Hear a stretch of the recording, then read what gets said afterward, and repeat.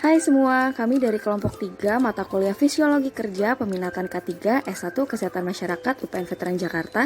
Pada kesempatan kali ini kami akan membahas mengenai sistem skeletal. Kelompok kami beranggotakan Dinda Bila Selwajikal, Amanda Khairunisa, dan Anindya Nisrina Putri. Pembahasan hari ini adalah anatomi tulang, tulang rawan, fungsi rangka, sendi, dan juga fraktur serta pembebanan kerja. Tentunya kita sudah tidak asing lagi bukan dengan anatomi tulang. Anatomi sendiri adalah suatu ilmu yang mempelajari bagian dalam dan luar dari struktur tubuh manusia dan hubungan fisiknya dengan bagian tubuh lainnya. Nah, anatomi tulang manusia adalah ilmu yang mempelajari tentang struktur tulang, jenis tulang, dan bagaimana tulang dapat berperan dalam sistem otot dan kerangka atau sistem muskuloskeletal. Anatomi tulang berdasarkan bentuknya dibagi atas dua. Yang pertama adalah tulang pipih, yaitu seperti contoh tulang-tulang kepala atau tulang rahang yang berbentuk datar atau pipih. Yang kedua adalah tulang panjang atau pipa, seperti contohnya yaitu tulang-tulang lengan, tulang paha atau tulang punggung, atau tulang lainnya berbentuk seperti pipa. Anatomi tulang berdasarkan bagian atau lapisannya juga terbagi menjadi dua. Yang pertama adalah tulang kortikal, yaitu luar tulang atau bagian yang keras. Bagian ini mengalami klasifikasi sehingga sangat kokoh, kompak, dan juga kuat. Yang kedua adalah tulang trabekular, yaitu bagian dalam yang berpori dan berongga. Bagian ini belum terklasifikasi secara sempurna sehingga bersifat poros atau berpori. Bagian-bagian tulang atau osteon. Yang pertama adalah osteoprogenerator, sel khusus yaitu different mesenkima yang memiliki potensi mitosis yang mampu berdiferensiasi menjadi osteoblast. Yang kedua adalah osteoblast, sel tulang muda yang akan membentuk osteosit. Osteosit sendiri adalah sel-sel tulang dewasa. Yang terakhir adalah osteoklas, yaitu sel yang berkembang dari monosit dan terdapat di sekitar permukaan tulang. Rangka manusia dibentuk dari tulang tunggal atau tulang gabungan, seperti contohnya tulang tengkorak yang ditunjukkan oleh struktur lain yang membentuknya, yaitu seperti adanya 13 ligamen, tendon, otot, dan organ lainnya. Rata-rata, manusia dewasa memiliki 206 tulang walaupun jumlah ini dapat bervariasi antar individu. Berikut adalah bagian-bagian dari rangka tulang. Yang pertama adalah bagian tengkorak yang tersusun atas os frontal atau tulang dahi, os parietal atau tulang ubun-ubun, os oksipital atau tulang kepala belakang, os temporal atau tulang pelipis, os maxilla atau tulang rahang atas, os mandibula atau tulang rahang bawah, os zygomatikum atau tulang pipi, serta os nasal atau tulang hidung. Yang kedua adalah tulang belakang. Tulang belakang terdiri atas 7 ruas tulang leher, 12 ruas tulang punggung, 12 ruas tulang pinggang, tulang sakrum, dan tulang ekor yang tergabung dalam tulang kelangkang. Yang ketiga adalah tulang gelang bahu yang tersusun atas os clavikula atau tulang selangka dan os scapula atau tulang belikat. Keempat, bagian tulang ekstremitas atas atau tulang gerak atas yang tersusun atas humerus atau lengan atas, radius atau tulang hasta, ulna atau tulang pengumpil, karpal atau tulang pergelangan tangan, metakarpal atau tulang telapak tangan, dan falanges atau jari-jari tangan. Bagian selanjutnya adalah bagian pelvis yang terdiri atas ilium atau tulang usus, tulang sakrum, tulang koksik atau tulang ekor, tulang pubis atau tulang kemaluan, tulang ischium atau tulang duduk, serta acetabulum socket atau cekung sendi. Dan yang terakhir adalah bagian ekstremitas bawah atau tulang gerak bawah yang tersusun atas femur atau tulang paha, patella atau tempurung lutut, fibula atau tulang betis, tibia atau tulang kering, karpal atau tulang pergelangan kaki, metakarpal atau tulang telapak kaki, dan falanges tulang jari-jari kaki. Selanjutnya adalah jenis-jenis tulang, yaitu ada dua, osteon dan juga cartilago. Osteon bersifat keras dan berfungsi sebagai penyusun dalam sistem rangka. Seperti yang sudah disebutkan, osteon terdiri atas osteoprogenerator, osteoblast, osteosit, dan juga osteoklas. Sedangkan cartilago atau tulang rawan bersifat bingkas dan lentur serta terdiri atas sel-sel rawan yang dapat menghasilkan matriks berupa kondrin. Tulang rawan atau cartilago terbagi atas 3 jenis, yaitu hyalin, fibrosa, dan juga elastis. Ketiganya memiliki perbedaan pada ciri-cirinya. Perbedaan pertama pada serabut, cartilago hyalin memiliki kolagen yang halus, cartilago fibrosa memiliki kolagen yang padat dan kasar, cartilago elastis memiliki serabut elastis dan juga serabut kolagen. Pada warna matriksnya, cartilago hyalin berwarna kebiruan dan transparan membran cahaya. Cartilago fibrosa memiliki warna yang gelap dan keruh kekuning-kuningan. Cartilago elastis memiliki warna putih kebiruan. Pada letaknya, kartilago hialin terdapat pada ujung tulang keras, cakram epifisis, persendian, dan juga saluran pernafasan. Kartilago fibrosa terletak pada ruas-ruas tulang belakang, simfisis pubis, dan juga persendian, sedangkan kartilago elastis terletak pada epiglotis, daun telinga, dan juga bronchiolus. Untuk fungsinya sendiri, kartilago hialin berfungsi untuk memberi kekuatan, menyokong rangka, embriotik, menyokong bagian tertentu rangka, dan membantu pergerakan persendian. Untuk kartilago fibrosa berfungsi sebagai menyokong dan melindungi bagian di dalamnya, sedangkan kartilago elastis berfungsi sebagai pemberi fleksibilitas dan berikut adalah fungsi dari rangka. Yang pertama, menopang seluruh bagian-bagian tubuh agar tidak roboh. Yang kedua, melindungi organ-organ vital seperti jantung, otak, atau paru-paru. Yang ketiga, memberikan bentuk tubuh seperti tinggi tubuh. Yang keempat, sebagai pergerakan tubuh dan tempat melekatnya otot. Yang kelima, tempat memproduksi sel darah merah. Dan yang terakhir, sebagai tempat penyimpanan mineral seperti kalsium dan juga fosfor. Pembahasan selanjutnya adalah sendi. Sendi atau persambungan adalah pertemuan antara dua atau beberapa tulang pada kerangka. Berdasarkan jenis geraknya, sendi dibagi menjadi 3. Yang pertama adalah sendi fibrosa atau sinatrosis, yang merupakan sendi yang tidak dapat bergerak karena mereka terikat kuat dengan jaringan fibrosa. Contohnya adalah ossa capitis pada kerangka kepala. Lalu, sendi tulang rawan atau amfiartrosis adalah sendi yang pergerakannya sangat sedikit atau minim. Contohnya adalah simfisis pubis pada tulang kemaluan. Lalu yang ketiga adalah sendi sinovial atau diartrosis, yaitu sendi dengan pergerakan yang paling bebas atau paling luas. Contohnya adalah articula humeri atau sendi pada paha atau bahu. Sinatrosis dibagi lagi menjadi 3. Yang pertama adalah sinatrosis dengan subklasutura, yaitu hubungan antar tulang yang dihubungkan oleh jaringan fibrosa yang kuat, tipis, dan praktis sehingga tidak ada gerakan. Lalu sindemosis, yaitu hubungan antar tulang yang dihubungkan oleh jaringan fibrosa yang tebal dan banyak sehingga sangat sedikit terjadi gerakan. Dan gomfosis, yaitu hubungan jaringan berupa tonjolan dan soket, atau bisa disebut dengan pasak dan soket. Berikut adalah contoh-contohnya. Bagian A adalah sutura pada rangka kepala, lalu bagian B adalah pada tulang lengan atau ulna dan radius, lalu bagian C adalah gomfosis, yaitu penghubung antara tulang dan gigi.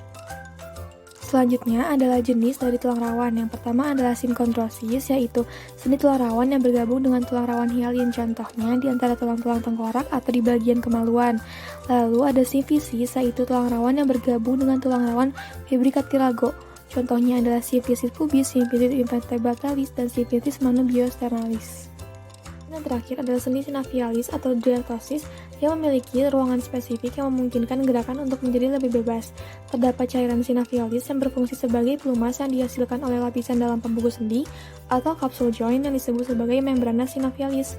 Ujung tulang dilapisi tulang rawan diperkuat di luarnya dengan kapsul sendi dan ligamentum. Lalu ada 2 lapisan kapsul sendi. Yang pertama adalah bagian luar, stratum membrana fibrosum, dan bagian dalamnya, stratum membrana sinovialis. Sendi sinovialis atau diartrosis ini memiliki 6 jenis sendi lagi. Yang pertama adalah sendi peluru dengan pergerakan yang terbesar dan terluas. Kenapa? Karena kepala sendinya ini agak bulat dari tulang panjang yang masuk ke dalam rongga yang berbentuk cekung, sehingga memungkinkan gerakan fleksi, ekstensi, abduksi, rotasi, dan gerakan lainnya.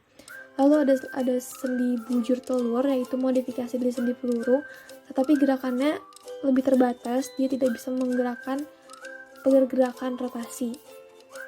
Sendi ini masuk ke dalam sendi bersumbu 2. Lalu yang ketiga ada sendi geser, yang permukaannya ini tidak beraturan, terkadang datar atau sedikit lengkung, dan gerakan yang dapat dilakukan adalah hanya gerakan menggeser. Lalu yang keempat adalah sendi putar, yaitu gerakan pada sendi yang hanya dapat berlaku pada bidang transversal dan longitudinal. Contohnya adalah rotasi pada kepala.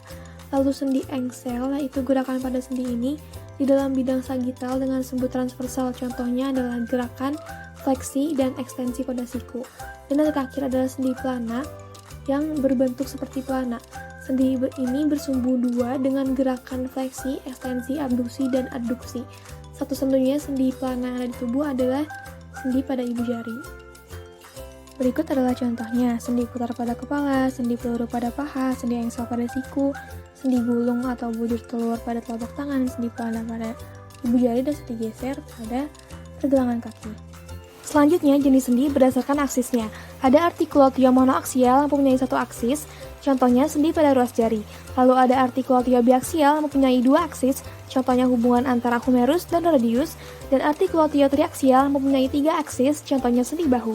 Lalu berdasarkan jumlah komponennya ada artikulotio simplex yang tersusun atas dua tulang dan artikulotio composita yang tersusun atas dua tulang atau lebih. Subbab selanjutnya adalah klasifikasi gerak sendi. Yang pertama ada gerakan sendi pada bidang sagital. Ada fleksi yang merupakan gerakan menekuk sendi atau memperkecil sudut antara dua tulang, contohnya menekuk tangan ke atas. Lalu ada ekstensi yaitu kebalikannya, memperbesar sudut antara dua tulang.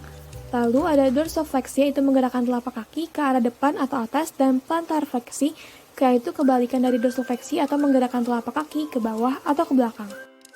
Lalu ada gerakan sendi pada bidang frontal. Yang pertama adalah aduksi, yaitu menggerakkan anggota gerak mendekati bagian tengah tubuh atau medial, dan lawannya adalah abduksi, yaitu menggerakkan anggota gerak menjauhi bagian tengah tubuh atau lateral. Contoh mudahnya adalah ketika kita meluruskan tangan sejajar dengan kuping, itu adalah gerakan abduksi atau menjauhkan anggota gerak dari bagian tengah tubuh. Lalu ada elevasi, yaitu menggerakkan tulang belikat ke atas, dan lawannya adalah depresi, yaitu menggerakkan tulang belikat ke bawah atau inferior. Yang kelima ada inversi, yaitu menggerakkan sendi kaki ke arah dalam, dan lawannya adalah eversi, yaitu menggerakkan sendi kaki ke arah luar. Dan yang ketujuh ada protraksi, yaitu menggerakkan tulang belikat ke depan atau anterior menjauhi tubuh, dan lawannya adalah retraksi, yaitu menggerakkan tulang belikat ke belakang atau posterior mendekati tubuh. Yang ketiga ada gerakan sendi pada transvers. Yang pertama adalah menggerakkan sendi memutar pada sumbu vertikal tulang. Lalu yang kedua pronasi, yaitu memutar lengan sehingga telapak tangan menghadap ke belakang ketika lurus, tetapi ketika dibengkokkan menghadap ke bawah. Lalu supinasi, yaitu memutar lengan sehingga telapak tangan menghadap ke depan ketika lurus dan menghadap ke atas ketika dibengkokkan. Dan terakhir adalah gerakan sendi pada bidang tubuh gabungan atau multiplanar. Yang pertama sirkumduksi, yaitu gabungan fleksi, abduksi, ekstensi, dan aduksi yang menciptakan gerakan melingkar. Dan yang kedua adalah oposisi, yaitu gerakan melingkar pada ibu jari. Dan yang terakhir adalah gerakan sendi pada bidang tubuh gabungan atau multiplanar. Yang pertama sirkumduksi, yaitu gabungan fleksi, abduksi, ekstensi, dan aduksi yang menciptakan gerakan melingkar.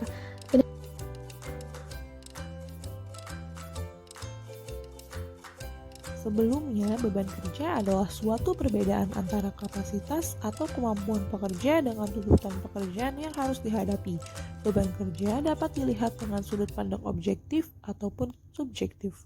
Secara objektif, beban kerja adalah keseluruhan waktu yang dipakai atau jumlah aktivitas yang dilakukan.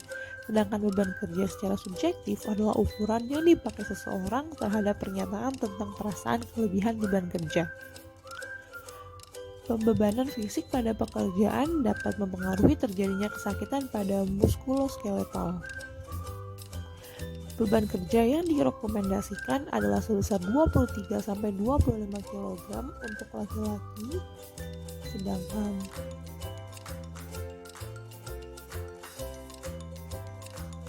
ada beberapa macam klasifikasi faktor. Berdasarkan sifat fraktur, fraktur dibagi menjadi dua, fraktur tertutup dan fraktur terbuka.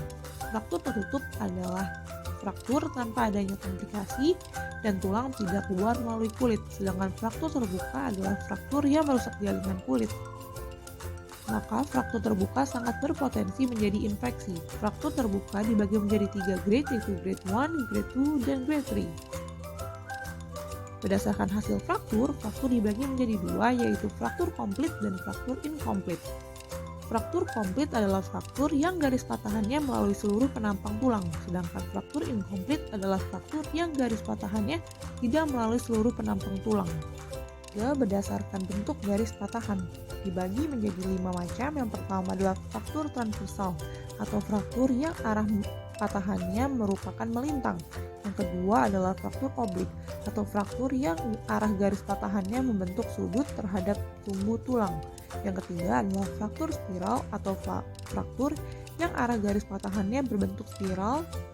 Yang keempat adalah fraktur kompresi atau fraktur yang terjadi karena trauma yang mendorong tulang ke arah permukaan lain. Yang kelima adalah fraktur avulsi atau fraktur yang diakibatkan oleh trauma tarikan atau traksi otot pada tulang.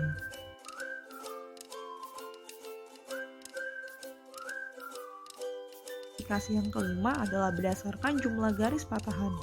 Ada terbagi menjadi 3 macam. Yang pertama adalah fraktur komunitif atau fraktur di mana garis patahan lebih dari satu dan saling berhubungan.